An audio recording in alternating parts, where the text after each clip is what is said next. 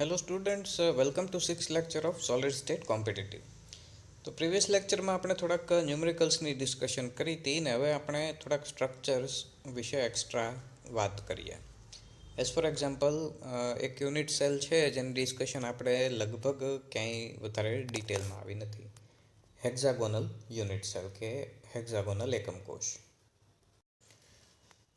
તો hexagonal unit cell માટે આપણે એક વાત કરવાની છે કે એની અંદર ટોટલ કેટલા એટમ્સ જગ્યા રોકતા હશે. જેમ આપણે સીસીસી, એફસીસી કે પ્રિમિટિવ આદિમ એકમ કોષ વિશે વાત કરી કે આદિમ કે પ્રિમિટિવ યુનિટ સેલ હોય તો એની અંદર એક ગોળા કે એટમ જેટલી જગ્યા રોકાયેલી હોય. એન્ડ બીસીસી ટાઈપનું હોય અંતઃકેન્દ્રિત તો એની અંદર 2 અને એફસીસી હોય તો એની અંદર ટોટલ 4 ગોળા જેટલી જગ્યા રોકાયેલી હોય. એફસીસી અને એચસીપી એટલે કે ફેસ સેન્ટર્ડ યુનિટ સેલ કે ફલક કેન્દ્રિત એકમ કોષ કે પછી ષટકોણીય કે હેક્ઝાગોનલ એકમ કોષ, એ બંનેની ઓલમોસ્ટ દરેકે દરેક કેલ્ક્યુલેશન્સ છે એ સિમિલર આવશે. બધા આન્સર્સ સિમિલર આવશે. એટલે કે પેકિંગ ક્ષમતા કે પેકિંગ ઇફિશિયન્સીની વાત તમે કરો તો બંનેની પેકિંગ ઇફિશિયન્સી સેમ છે.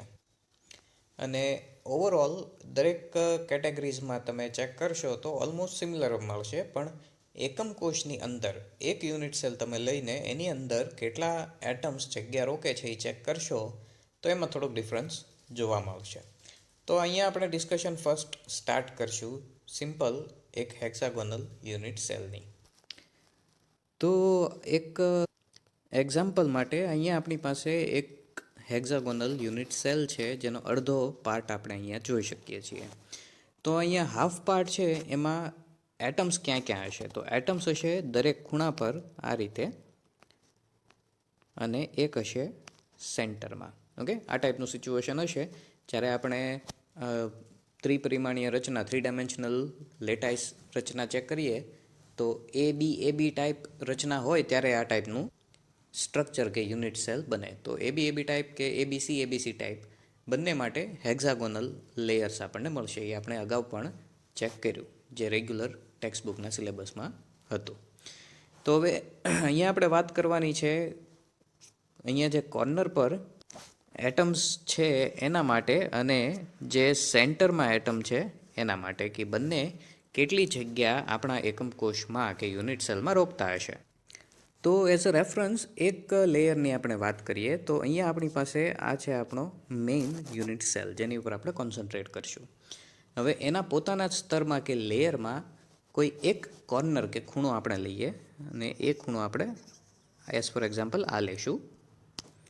તો એ ખૂણો છે એ પોતાના જ સ્તરમાં એટલે કે એક યુનિટ સેલનું તમે સ્તર બનાવો છો, લેયર બનાવો છો તો એના પોતાના સ્તરમાં કે લેયરમાં એ કેટલા બીજા યુનિટ સેલના કોન્ટેક્ટમાં હશે. તો અહીંયા એઝ વી કેન સી અહીંયા આપણી પાસે એક લેયરમાંથી 3 યુનિટ સેલ છે. હવે આના જ ઉપર આપણે બીજા યુનિટ સેલ પણ ગોઠવી શકીએ.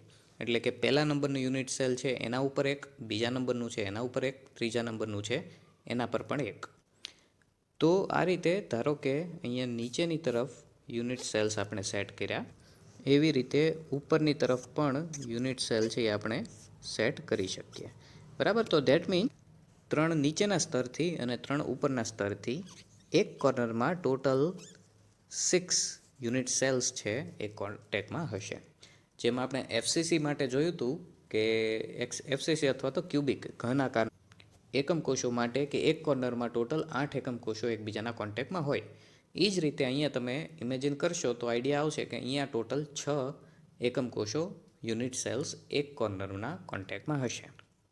તો હવે કોર્નરમાં જો એક સ્ફિયર કે એટમ કે ગોળો હોય તો પર યુનિટ સેલ એનું કોન્ટ્રીબ્યુશન થશે 1/6. જે રીતે આપણે ક્યુબ્સમાં જોયું, ઘન આકારમાં જોયું કે ખૂણા પરનો ગોળો હોય 1/8 કોન્ટ્રીબ્યુટ કરે કેમ કે એ 8 એકમ કોષોના કોન્ટેક્ટમાં હશે. અહીંયા 6ના કોન્ટેક્ટમાં છે એટલે પર યુનિટ સેલ 1/6 કોન્ટ્રીબ્યુશન. તો જે કોર્નર પર હશે એનું કોન્ટ્રીબ્યુશન 1/6 કન્સિડર કરવાનું છે. હવે સેકન્ડ વાત આવી અહીંયા જે ફેસ સેન્ટર લોકેશનમાં છે, જે ફલકના કેન્દ્રમાં છે. હવે અહીંયા કેલ્ક્યુલેશન સેમ જ રહેશે જે રીતે આપણે ફલક કેન્દ્રિત એકમ કોષમાં ફલકના ગોળા ફેસ સેન્ટર યુનિટ સેલમાં ફેસ સેન્ટર્ડ સ્ફિયર એના માટે જે કેલ્ક્યુલેશન કરી હતી કે એનું કોન્ટ્રીબ્યુશન 1/2 છે, એમ આનું કોન્ટ્રીબ્યુશન પણ 1/2 જશે. કેમ કે અહીંયાથી જે આપણું ફલક કે ફેસ છે એ એક્ઝેક્ટ એના સેન્ટરમાંથી પાસ થાય છે. તો એ જે કોઈ પણ ફેસ સેન્ટર લોકેશનમાં સ્પિયર્સ કે ગોળા હશે એનું કોન્ટ્રીબ્યુશન હાફ કે 1/2. હવે full unit cell with atoms draw કરીએ. તો એટમ્સ ક્યાં મળશે? સો એઝ વી ડિસ્કસ્ડ કે દરેક કોર્નર્સ પર હશે. તો અહીંયા આપણી પાસે 6 corners up side, 6 corners down side છે. સાથે સાથે ટોપ ફેસના સેન્ટરમાં, બોટમ ફેસના સેન્ટરમાં આ રીતે 2 સ્પિયર્સ ફેસ સેન્ટર લોકેશનમાં હશે અને 3 હશે એક્ઝેક્ટ સેન્ટરમાં. આ આપણે જ્યારે HCP યુનિટ સેલ કે જ્યારે આપણે ABC અને ABAB ટાઈપની ત્રિપરિમાણીય રચના કે 3 ડાયમેન્શનલ લેયર ફોર્મેશનની ડિસ્કશન કરી હતી ક્લોઝ પેક સ્ટ્રક્ચરમાં, એ સમયે આપણે ડિસ્કશનમાં લીધેલું હતું કે કઈ ટાઈપનું હોય હેક્ઝાગોનલ યુનિટ સેલ. જો આઈડિયા ન હોય તો ફરીથી એકવાર રિફર કરી લેજો. તો ટોપ લેયરમાં હશે આ રીતે 6 સ્ફિયર્સ, પછી સેન્ટર લેયરમાં હશે 3 સ્ફિયર્સ. ઓકે, આપણે થોડાક મોટી સાઇઝના દેખાડીએ એટલે થોડો પ્રોપર આઈડિયા આવે. અત્યારે આપણી આગળ 3 અલગ અલગ લેયર છે. ટોપ લેયર છે એમાં ટોટલ આવી રીતે 6 પોઈન્ટ્સ છે જે એક હેક્ઝાગોનલ સ્ટ્રક્ચર બનાવશે. ઓકે, જે આપણું બેઝ છે. પછી બોટમ લેયર છે એમાં 3 સ્ફિયર્સ છે જે ટ્રાયંગ્યુલર શેપ બનાવશે અને સેન્ટર લેયરમાં. અને સૌથી નીચેના બોટમ લેયર છે એમાં ફરીથી ટોપ સાઈડ ઉપરની જેમ છે એ જ રીતે હેક્ઝાગોનલ સ્ટ્રક્ચર આપણને મળશે આ રીતે. ઓકે, સો 6 પ્લસ સેન્ટરનો એક એટલે 7 છે એ અપ સાઈડ, પછી મિડલ છે એમાં 3 અને બોટમ છે એમાં ફરીથી 7, 6 પ્લસ 1 એટ ધ સેન્ટર. આ રીતે આપણે બધા પોઈન્ટ્સને કનેક્ટ કરીએ તો એક હેક્ઝાગોનલ યુનિટ સેલ કે ષટકોણીય એકમ કોષ આપણને મળે, જે સ્ટ્રક્ચર આપણે અહીંયા જોઈ શકીએ છીએ. ઓકે, તો ટોટલ 3 અલગ અલગ લોકેશન્સમાં આપણી પાસે એટમ્સ કે પરમાણુઓ છે. એક છે અહીંયા કોર્નર લોકેશન, પછી એક છે અહીંયા ફેસ સેન્ટર લોકેશન અને એક છે આખું અંતઃકેન્દ્રિત કે બોડી સેન્ટર લોકેશનમાં, જે એકમ કોષ કે યુનિટ સેલની અંદરની તરફ છે. હવે જે કોર્નર પર છે એનું કોન્ટ્રીબ્યુશન હમણાં આપણે ચેક કર્યું કે 1/6 હશે. ફેસના સેન્ટરમાં છે એનું કોન્ટ્રીબ્યુશન આપણે ચેક કર્યું કે 1/2 હશે. અને જે સેન્ટરમાં છે અંદરની તરફ એનું કોન્ટ્રીબ્યુશન છે એ 100% 1 અંદર હશે. ઓકે, તો કોન્ટ્રીબ્યુશન આપણે આઈડેન્ટિફાય કરી લીધા. હવે આપણે કેલ્ક્યુલેશન કરવાની છે કે કેટલો ભાગ અંદર રોકાતો હશે, just like we did in face centred કે બોડી સેન્ટર્ડ કે પ્રિમિટિવમાં. સો સેમ કેલ્ક્યુલેશન એ જ રીતે આપણે કરવાની છે કે જે પાર્ટ યુનિટ સેલની અંદર છે એને multiply by number of atoms at that location, જે તે સ્થાન પરના પરમાણુઓની સંખ્યા એને ગુણ્યા એના દ્વારા રોકાયેલી જગ્યા. તો ફર્સ્ટ ઓફ ઓલ સ્ટાર્ટ કરીએ કોર્નર લોકેશનથી. તો કોન્ટ્રીબ્યુશન છે 1/6 મલ્ટીપ્લાય બાય સંખ્યા કેટલી? 1, 2, 3, 4, 5, 6, 7, 8, 9, 10, 11, 12, ટોટલ 12 છે. સો દેટ મીન્સ જે કોર્નર પર છે એના દ્વારા ટોટલ રોકાયેલી જગ્યા ઇટ વિલ બી 2. જે ફેસ સેન્ટર લોકેશન છે એની આપણે જોયું કે 1/2 જગ્યા રોકે અને એની સંખ્યા 1 and 2. તો દેટ મીન્સ કે એના દ્વારા ટોટલ રોકાયેલી જગ્યા થશે ઇક્વલ ટુ 1. અને જે અંતઃકેન્દ્રિત સ્થાને છે એટલે કે યુનિટ સેલના સેન્ટરમાં એનું કોન્ટ્રીબ્યુશન છે 1 અને એની ક્વોન્ટિટી છે 3. અહીંયા 1, 2 અને 3. દેટ મીન્સ કે એના દ્વારા ટોટલ સ્પેસ 3 ગોલા જેટલી સ્ફિયર્સ જેટલી થશે. દેટ મીન્સ કે અહીંયા in 1 unit cell we have total 6 atoms. એક યુનિટ સેલની અંદર ટોટલ 6 એટમ્સ જગ્યા રોકશે. ઓકે, તો સિક્વન્સમાં આપણે સેટ કરીએ તો સૌથી ઓછી આવશે પ્રિમિટિવ યુનિટ સેલ કે આદિમ એકમ કોષ માટે, એના માટે આવશે 1. પછી આવશે BCC કે અંતઃકેન્દ્રિત એકમ કોષ બોડી સેન્ટર્ડ યુનિટ સેલ, એના માટે 2. પછી ફેસ સેન્ટર્ડ યુનિટ સેલ કે ફલક કેન્દ્રિત એકમ કોષ, એના માટે 4. અને લાસ્ટમાં છે હેક્ઝાગોનલ માટે આપણને ટોટલ મળ્યા 6 ગોળા કે સ્ફિયર્સ. સો નેક્સ્ટ આપણે વાત કરવાની છે અબાઉટ ડાયમંડ્સ. ડાયમંડ્સ છે એ પણ એક ટાઈપના ક્રિસ્ટલ જ છે, સ્ફટિક તો એના માટે યુનિટ સેલ FCC ટાઈપના યુનિટ સેલ્સ બનશે. હવે આપણે એનું સ્ટ્રક્ચર ફાઇન્ડ કરવાનું છે અને સેમ ક્વેશ્ચન જે હમણાં આપણે HCP માટે શોધ્યો કે એની અંદર ટોટલ કેટલા એટમ્સ હશે કે કેટલા પરમાણુઓ હશે, સેમ આપણે હવે ફાઇન્ડ કરવાનું છે ડાયમંડના યુનિટ સેલ માટે કે ડાયમંડનો એક યુનિટ સેલ હોય તો એની અંદર ટોટલ કેટલા ડાયમંડના દેટ મીન્સ કાર્બનના પરમાણુઓ હશે. ડાયમંડ છે એ પ્યોર કાર્બન કમ્પાઉન્ડ છે, એની અંદર કાર્બન્સના જ એટમ્સ હોય છે. સો અહીંયા આપણે આયનિક કમ્પાઉન્ડની ડિસ્કશન નથી કરતા, આપણે અહીંયા ડિસ્કશન કરવાની છે એક સિમ્પલ નેટવર્ક સોલિડની કે જે આપણે સ્ટાર્ટિંગમાં અલગ અલગ ટાઈપના સ્ફટિકના ટેબલમાં કે અલગ અલગ ટાઈપના ક્રિસ્ટલના ટેબલમાં ફર્સ્ટ ટેબલ આપણું ટેક્સ્ટબુકમાં મેન્શન કરેલું છે. એમાં ડાયમંડ છે એને નેટવર્ક સોલિડ કે જાળીદાર ઘન તરીકે દર્શાવેલું છે. તો અહીંયા આપણો ટાર્ગેટ એ છે કે આપણે ફાઇન્ડ કરવાનું છે ડાયમંડ માટે એક યુનિટ સેલમાં ટોટલ કાર્બનની સંખ્યા, કાર્બન એટમ્સની સંખ્યા. સો ફર્સ્ટ ઓફ ઓલ આપણે એ ડિસાઇડ કરવું પડશે કે એ જો FCC ટાઈપનો યુનિટ સેલ બનાવતું હોય તો FCC માટે આપણે કોર્ડિનેશન નંબર, જ્યારે આપણે ત્રિપરિમાણીય 1 ડાયમેન્શન 2 ડાયમેન્શન અને 3 ડાયમેન્શનની ડિસ્કશન કરી હતી ત્યારે આપણે જોયું હતું કે કોર્ડિનેશન નંબર 3 ડાયમેન્શનમાં જો હેક્ઝાગોનલ લેયર હોય, ષટકોણીય સ્તર હોય, એકબીજાની ઉપર ગોઠવીએ તો એના માટે કોર્ડિનેશન નંબર આપણને કેટલો મળ્યો હતો? એ હતો 12 કે 12. હવે કાર્બન છે એની માટે આપણે જાણીએ છીએ કે કાર્બનનો કોર્ડિનેશન નંબર કેટલો છે? કાર્બનનો કોર્ડિનેશન નંબર છે એકચ્યુઅલીમાં 4. એટલે જો કાર્બન છે એ FCC ટાઈપનું યુનિટ સેલ બનાવતું હોય તો એના માટે કોર્ડિનેશન નંબર 12 બનતું હોય છે. પણ એવું નથી, કાર્બન છે એ 4 કોર્ડિનેશન નંબર બનાવે છે. જો ડાયમંડનું સ્ટ્રક્ચર તમે જુઓ જાળીદાર ઘન કે નેટવર્ક સોલિડ ટાઈપ, તો એની અંદર તમે જોશો કે દરેકે દરેક કાર્બન પરમાણુ કે એટમ sp3 હાઇબ્રિડાઇઝ છે અને દરેકે દરેક કાર્બન બીજા 4 કાર્બનના કોન્ટેક્ટમાં છે, એટલે કોર્ડિનેશન નંબર એનો 4 જ છે. તો એ કઈ રીતે પોસિબલ હશે કે એ FCC પણ બનાવતું હોય અને કોર્ડિનેશન નંબર 4 પણ હોય? તો એનું સિમ્પલ આન્સર એ છે કે આપણે જે કોર્ડિનેશન નંબર્સની ડિસ્કશન કરી એમાં ફર્સ્ટ ઓફ ઓલ યાદ કરો કે કયા ટાઈપના આયન્સ કે એટમ્સ માટે આપણે કોર્ડિનેશન નંબર 4 જોયા હતા.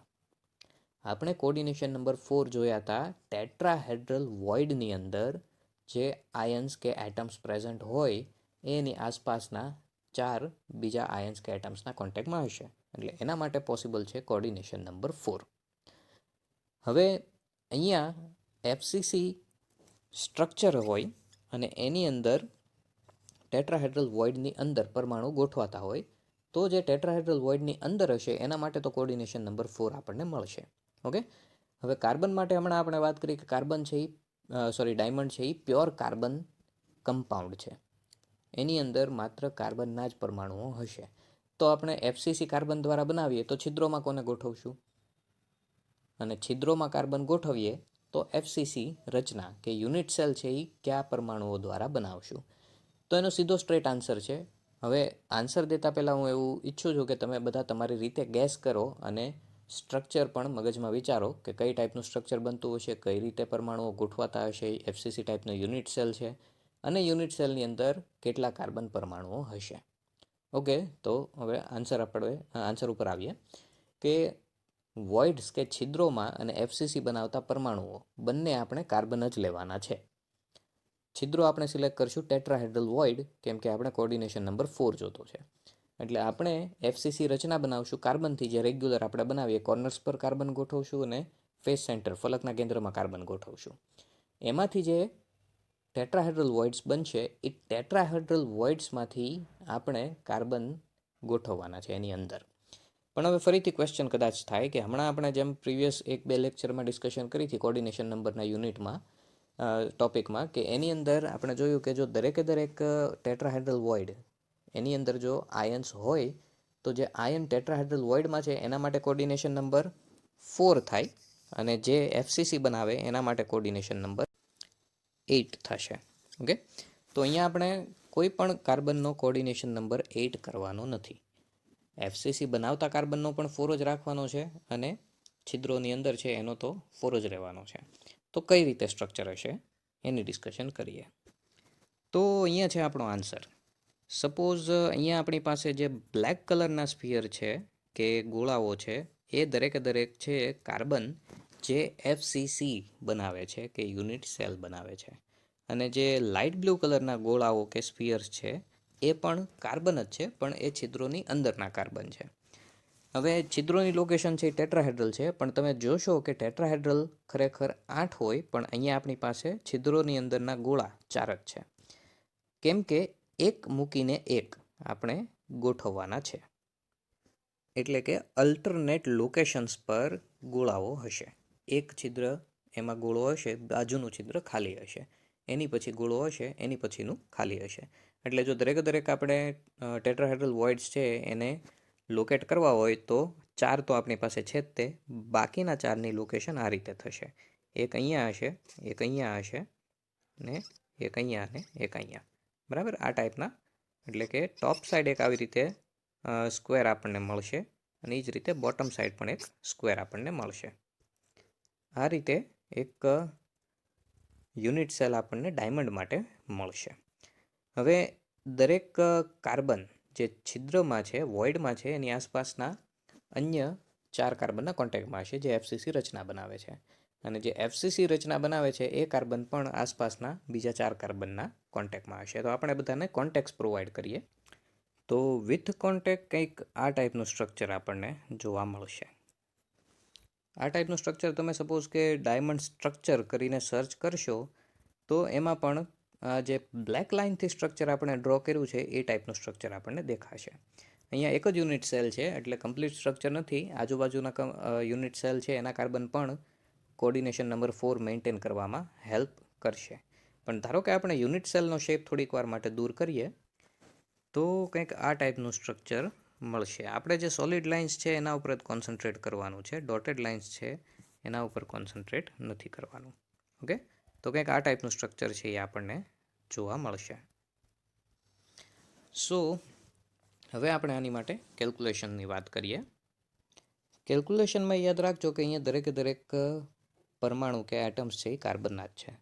તો જે FCC બનાવતા હશે એ હશે કોર્નર પર અને ફેસ સેન્ટર, ફલકના કેન્દ્રમાં. તો ટોટલ એની માટે ક્વોન્ટિટી છે એ ઓલરેડી આપણને ખબર જ છે કે FCC યુનિટ સેલ હોય તો FCC યુનિટ સેલમાં કોર્નર તરફથી 1નું કોન્ટ્રીબ્યુશન, ફેસ સેન્ટર તરફથી 3નું કોન્ટ્રીબ્યુશન, ટોટલ 4 પરમાણુઓ કે એટમ્સ હોય. હવે આપણી પાસે જે ટેટ્રાહેડ્રલ વોઇડ છે એમાંથી અડધા ટેટ્રાહેડ્રલ વોઇડ્સમાં તે કાર્બન ગોઠવાયેલા છે. અહીંયા આપણે જોઈએ તો આ 1, 2, 3 અને 4, ટોટલ 8 હોય એમાંથી 4ની અંદર ગોઠવાયેલા છે. તો જે છિદ્રોમાં કે ટેટ્રાહેડ્રલ વોઇડ્સમાં છે એની ક્વોન્ટિટી 4. તો ટોટલ કાર્બન 8 મળશે. 4 કાર્બન છે એ FCCના ભાગરૂપે હશે અને 4 કાર્બન છે એ છિદ્રોની અંદર ગોઠવાયેલા હશે.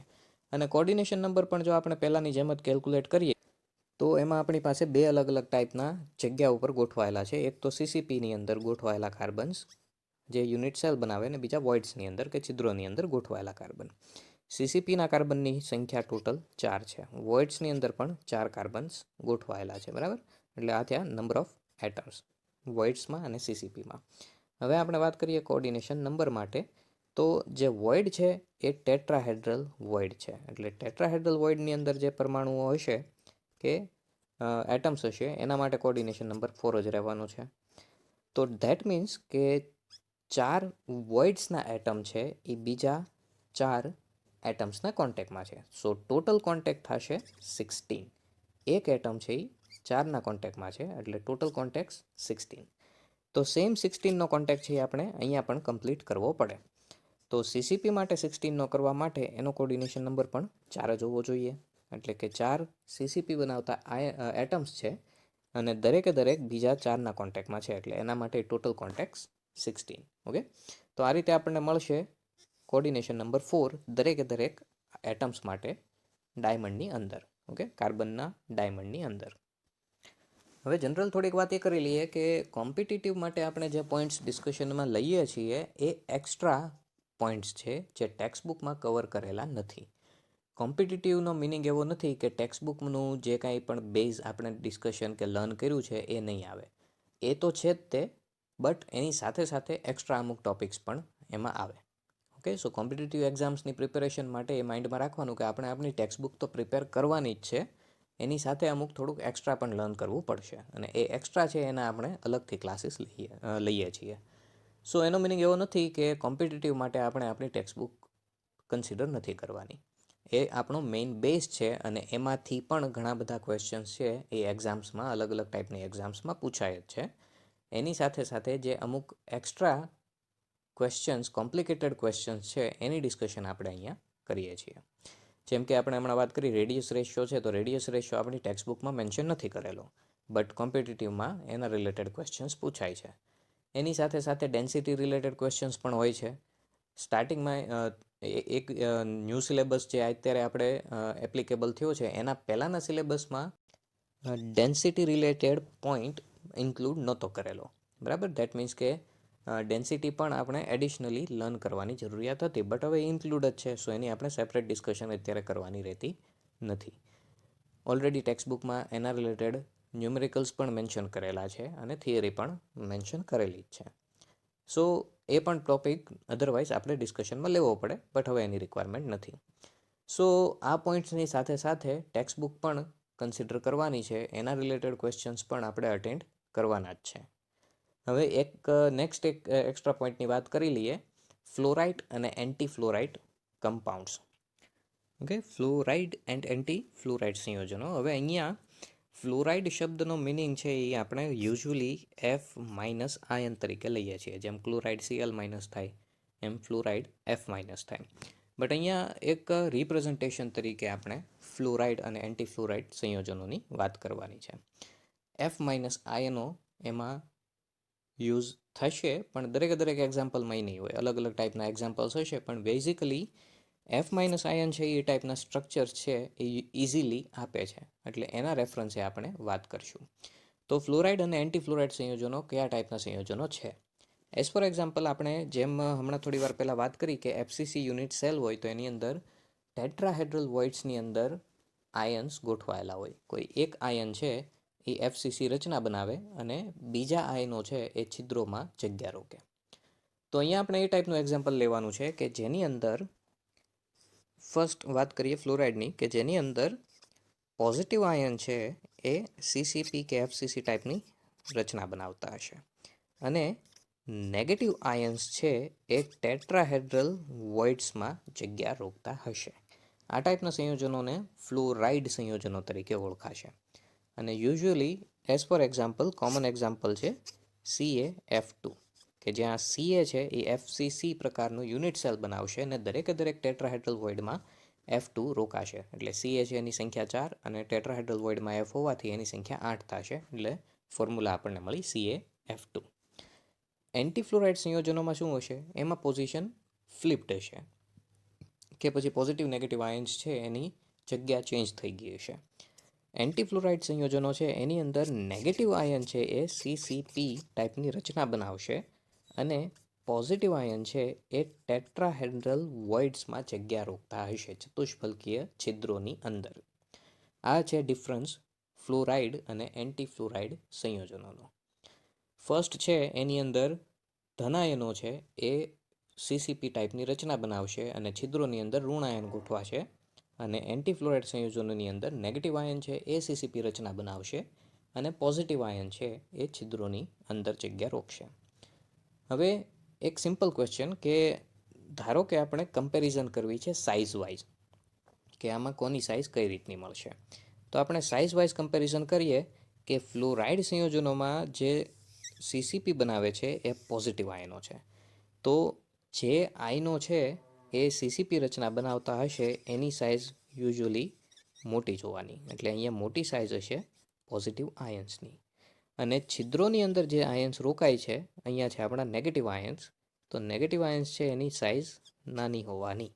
કારણ કે જ્યારે આપણે એક 3 ડાયમેન્શનલ ઇમેજ મગજમાં કન્સિડર કરો કે જ્યારે તમે અલગ અલગ ગોળાઓ કે સ્ફિયર્સ છે એને એકબીજાની નજીક ગોઠવો, તો એ ગોળાઓની જે સાઇઝ છે એની કમ્પેરમાં એની વચ્ચેની ખાલી જગ્યા છે એ નાની જ હોવાની.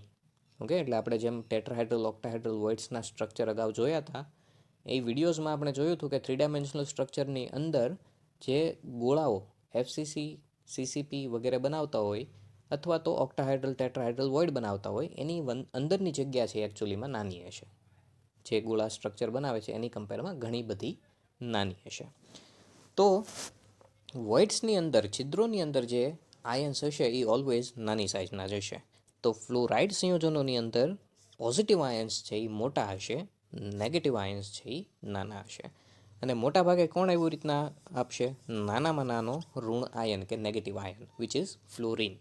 જ્યારે ફ્લોરિન F- બને ત્યારે એ નાનામાં નાનો નેગેટિવ આયન છે એ આપણે કન્સિડર કરી શકીએ, જે સ્ટેબલ છે. ઓકે, એનાથી નાના પણ આપણે હાઇડ્રોજન નહીં તે નેગેટિવ આયન બનાવી શકીએ, પણ નેગેટિવ હાઇડ્રોજન યુઝ્યુઅલી સ્ટેબલ નથી. બટ F- છે એ સ્ટેબલ છે. તો સ્ટેબલ આયનોની અંદર સ્મોલેસ્ટ સાઇઝ, નાનામાં નાની સાઇઝ છે એ ફ્લોરિનની મળે.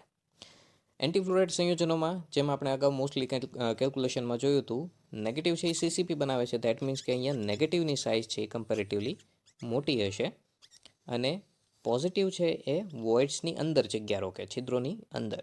દેટ મીન્સ કે અહીંયા જે પોઝિટિવ આયન્સ છે એની સાઇઝ કમ્પેરેટિવલી નાની હશે. ઓકે, સો એન્ટીફ્લોરાઇડ સંયોજનોમાં નેગેટિવ આયન્સ મોટા, પોઝિટિવ આયન્સ નાના. અને ફ્લોરાઇડ સંયોજનોમાં નેગેટિવ આયન્સ નાના હશે, પોઝિટિવ આયન્સ મોટા હશે. અને અહીંયા રેફરન્સ માટે થોડાક સ્ટ્રક્ચર્સ, ફ્લોરાઇડ અને એન્ટીફ્લોરાઇડ બંને ટાઈપના સ્ટ્રક્ચર્સ મેન્શન અહીંયા કરેલા છે. SnO2 છે એ સ્ટ્રક્ચર ફ્લોરાઇડ સંયોજન છે, જેમાં પોઝિટિવ આયન છે મોટા હશે, એટલે કે Sn+4, અને નેગેટિવ આયન O-2 છે એ નાના હશે. એનું એન્ટી સ્ટ્રક્ચર, દેટ મીન્સ કે એન્ટીફ્લોરાઇડ સ્ટ્રક્ચર છે એ મળશે Ti2n. દેટ મીન્સ કે એની અંદર પોઝિટિવ આયન Ti+2 કમ્પેરેટિવલી નાની સાઇઝના હશે, અને N નાઇટ્રોજન છે કમ્પેરેટિવલી મોટી સાઇઝના હશે. સો એક્ઝેક્ટ ઓપોઝિટ સ્ટ્રક્ચર થશે SnO2નું, કે જ્યાં જ્યાં SnO2માં પોઝિટિવ આયન છે ત્યાં ત્યાં Ti2n નેગેટિવ આયન હશે, અને જ્યાં જ્યાં SnO2ની અંદર નેગેટિવ આયન છે ત્યાં ત્યાં પોઝિટિવ આયન હશે Ti2n. ત્યારબાદ NT-PbCl2, સેમ થિંગ.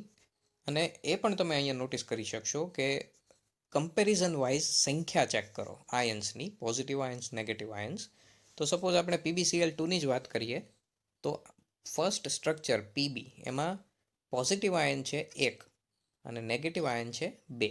તો સેમ વસ્તુ તમે સેકન્ડ સ્ટ્રક્ચરમાં ચેક કરશો તો ઓપોઝિટ હશે. અહીંયા સેકન્ડ સ્ટ્રક્ચર CO2P, એની અંદર CO છે એ પોઝિટિવ આયન થશે, P છે એ નેગેટિવ આયન થશે. તો ક્વોન્ટિટી જુઓ તો સેકન્ડ સ્ટ્રક્ચરમાં પોઝિટિવ આયનની ક્વોન્ટિટી 2 છે, જે ફર્સ્ટ સ્ટ્રક્ચરમાં નેગેટિવ આયનની હતી, અને નેગેટિવ આયનની ક્વોન્ટિટી 1 છે, જે ફર્સ્ટ સ્ટ્રક્ચરમાં પોઝિટિવ આયનની હતી. એટલે સંખ્યા પણ ક્રોસ મેચ થશે. એન્ટી સ્ટ્રક્ચર હોય એમાં નેગેટિવ આયનની જેટલા જ પોઝિટિવ આયન હશે, અને પોઝિટિવ આયનની જેટલા જ નેગેટિવ આયન હશે. એ જ રીતે બીજા એક્ઝામ્પલ્સ પણ મેન્શન કરેલા છે. CdCl2 એ CO2n ટાઈપ, SdI2 એ થશે CS2O type, NbS2 is equal to HF2S, ReO3 Cu3n, અને LaF3 Cu3P અથવા Cu3As, બંને LaF3 એના એન્ટી સ્ટ્રક્ચર થશે. ઓકે, સો આ થશે ફ્લોરાઇડ અને એન્ટીફ્લોરાઇડ સંયોજનો. અહીંયા જે ટોપિક્સ આપણે ડિસ્કસ કર્યા એના રિલેટેડ કોઈ ઇશ્યુ હોય તો એના રિલેટેડ ક્વેશ્ચન્સ છે એ મને પૂછી લેજો, જેથી કરીને આપણે નેક્સ્ટ લેક્ચરમાં એ ટોપિક ફરીથી રિપીટ કરી શકીએ કે પછી ડિટેલમાં ડિસ્કશન કરી શકીએ. અને અહીંયા સુધીના કોઈ પણ અગાઉના ટોપિક્સમાં પણ કંઈ કન્ફ્યુઝન હોય તો ફીલ ફ્રી ટુ આસ્ક.